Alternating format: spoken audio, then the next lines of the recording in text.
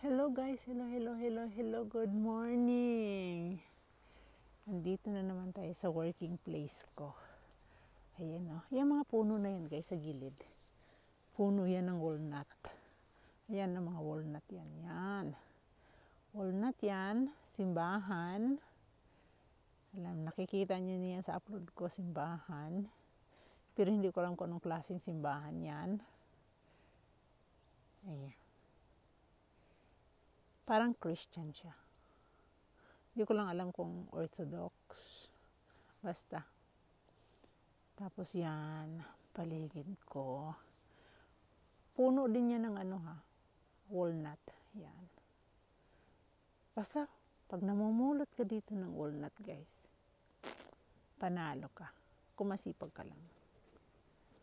Namumula na. Ayan, namumula na. So, alam nyo na. Pag namumula. Autumn is coming. Thank you for watching. Good morning guys. Dito sa Europa, mamumulot ka lang ng mga walnut. Ayan, walnut yan guys, walnut yan. Yan, pag nalalaglag yan, kaya maitim siya kasi yung balat niya, nabalot pa siya at saka tag-ulan. So, pag nalaglag yan, sa baba, tulad niyan, nasaan na ba? Wala bang, walang nahulog eh. Siyempre, kukunin na lang natin ganito. Uy, itim na itim. Ayan o, walnut yan. So, ayan. Kung hugasan mo yan, hugasan mo yan, tapos i-dry mo. Pagkain na yan. Ayan, malaki. Kunin natin malaki. Ayan guys o. Oh.